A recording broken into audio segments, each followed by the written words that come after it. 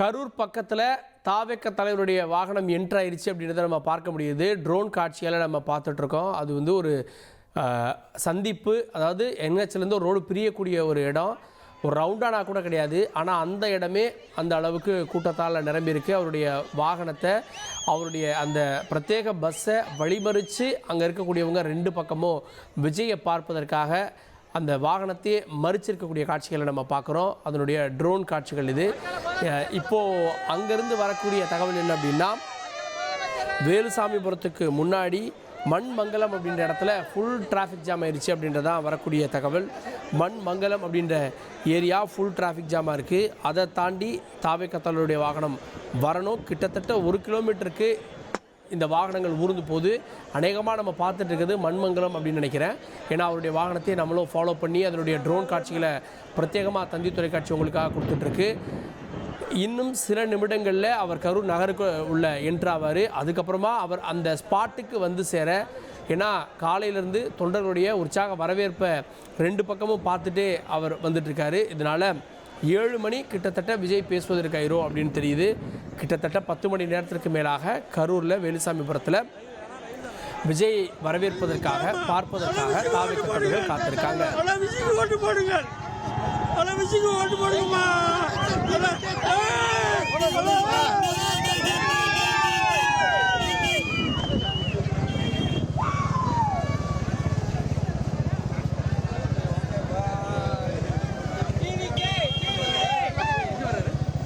வேண்டாம் 2 நிமிஷம் கூட வந்துருவாரு.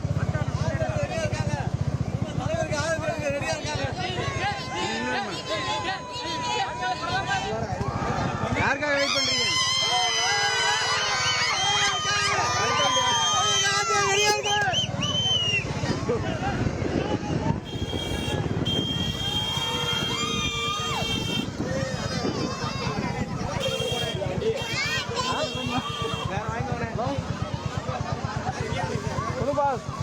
ஹலோ, கரூர் அண்ணா, நான் வந்துட்டு இருக்கேன்.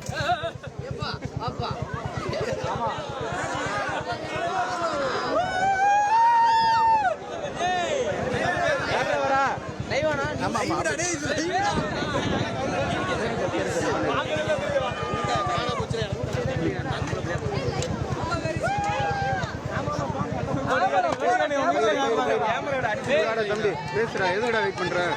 நாங்க விஜய் பார்க்க வந்திருக்கோம்னா, அவங்க வந்து வந்துட்டு இருக்காங்கன்றாங்க. கண்ணுக்கட்ட வரை ஒண்ணும் தெரியல.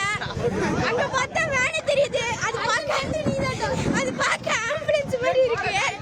சரி வந்தோம். டிவிக்கு ஓட்டு போடுங்க. எல்லா கோரிக்கையும் வாங்கிக்கோங்க.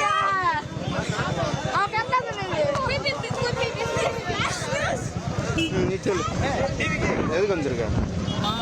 யார் பார்க்க வந்த? எவ்வளோ நேரம் வெயிட் பண்ற? சொல்லு. ரொம்ப நேரம் வெயிட் பண்றியா?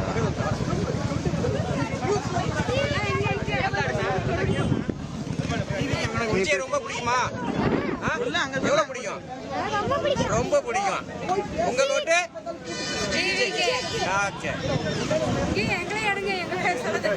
பேசுங்கம்மா. நன்றி டிவி தான்மா.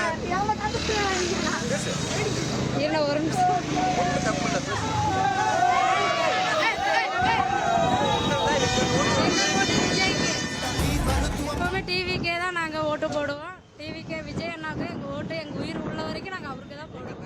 எங்கள் தலைமுறை விஜய் தான். 2026 முதலமைச்சர் யாருன்னா விஜய்.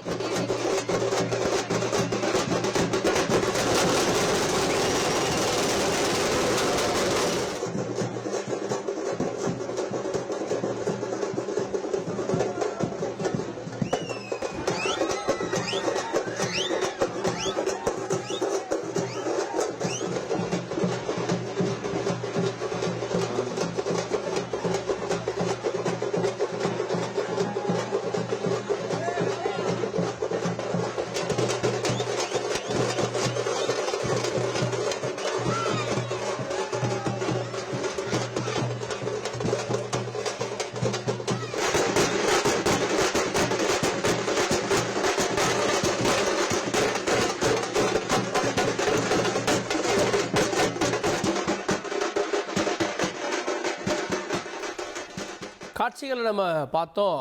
பெண்கள், பெரியவங்க எல்லோருமே தாவேக்கு ஆதரவாளர்களாக மாறி இருக்கிறத பார்க்க முடிஞ்சது. சாலையில் வந்த சிறுவர்கள் எல்லாம் நிச்சயமாக அவங்களுக்கு 2036 தேர்தலாம் ஓட்டே இருக்கும். ஏன்னா 10 வயது சிறுவர்களை நம்ம பார்த்தோம்.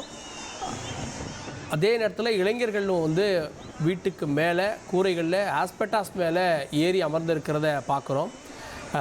மண்மங்கலம் பகுதியை விஜயுடைய வாகனம் கடந்திருப்பதாக தெரியுது. இன்னும் சிட்டிக்குள்ளே அங்கேருந்து பார்த்தோம் அப்படின்னா அவருடைய வாகனம் வந்து 2 பக்கம் வரவேற்பை ஏற்றுக்கொண்டு உள்ளே வரணும் அப்படின்னா 7 மணியை தொட்டுவிடும். கரூரில் பல இடங்கள்லேருந்து இந்த காட்சிகளை தந்தி தொலைக்காட்சி உங்களுக்காக பிரத்யேகமாக ஒளிபரப்பிட்டிருக்கு. NHல அவருடைய வாகனம் வருது. அவருடைய வாகனத்துக்கு பின்னாடி குறைந்தது ஒரு 10-20 வாகனங்கள் வர்றதை நம்ம பார்க்குறோம். முன்னாடி மக்கள் திரள் அதிகமாக இருக்கிறதையும் பார்க்குறோம். இதெல்லாம் கடந்து கரூர் நகரத்துக்குள்ளே நம்ம அந்த ட்ரோன் காட்சியை பாருங்கள். கரூர் நகரத்துக்குள்ளே அவருடைய வாகனம் என்ட்ரியாக போகுது.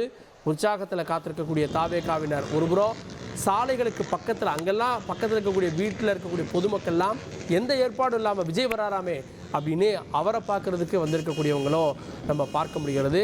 தாவேகா நிர்வாகிகள், தொண்டர்கள் ஒருபுறம், பொதுமக்கள் ஒருபுறம்னு உற்சாக வரவேற்போடு கடந்து வந்து கொண்டிருக்கிறார் விஜய்.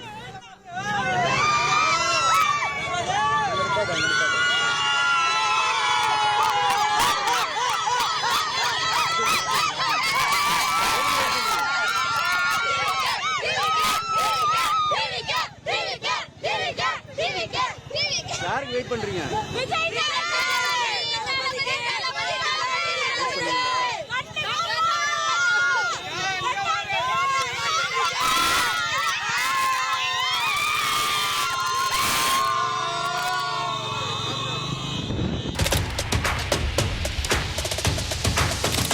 அதி முக்கிய விவரங்களை அனைவருக்கும் புரிய வைக்கும் பாட்காஸ்ட்.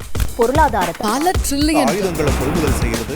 சம்பவங்களை தேடி களத்திற்கே உங்களை அழைத்து செல்லும் ஸ்பாட்லைட். அங்க இருக்கக்கூடிய கள விவரங்கள் என்ன? இந்திய ராணுவம் கடந்த 5 வருஷமாவே சார் எனக்கு ரொம்ப பிடிக்கும் அவர் வர்றதுக்காக. எங்களுடைய நியாயமான கோரிக்கை. Even at the cost of stopping. பார்வையாளர்களையும் செய்திக்குள் பங்கெடுக்க செய்யும் மக்கள் குரல். 50 ரூபாய் எங்களுக்கு தண்ணிக்கு ஒரு தீர்வே இல்லங்க 10 வருஷமா. எங்களுக்கு சரியான ஒரு விடிவு கிடைக்கவில்லை. 60,000 ஏக்கருக்கு தான் கேட்கிறோம். பிச்சை கேட்கறாங்க. புத்தம் புதிதாக, வித்தியாசமாக சில இடங்களில் பாகிஸ்தான்லயே பாராட்ட வேண்டாம், ஆனால் அதற்கு இவளை கொச்சைப்படுத்த வேண்டாம் என்று நான் கேட்டுக்கொள்கிறேன். மதத்தால், இனத்தால் மக்களை எப்படியெல்லாம் பிளவுபடுத்த முடியுமோ அந்த பிளவிற்குண்டான ஆயுதமாக இந்த மாநாட்டை அவர்கள் பயன்படுத்த நினைக்கின்றார்கள். அரசியலிலிருந்து சினிமா தனித்து இயங்க முடியாது. அனைத்தும் உங்களுக்காக. எப்போதும் இணைந்திருங்கள் தந்தி டிவியுடன்.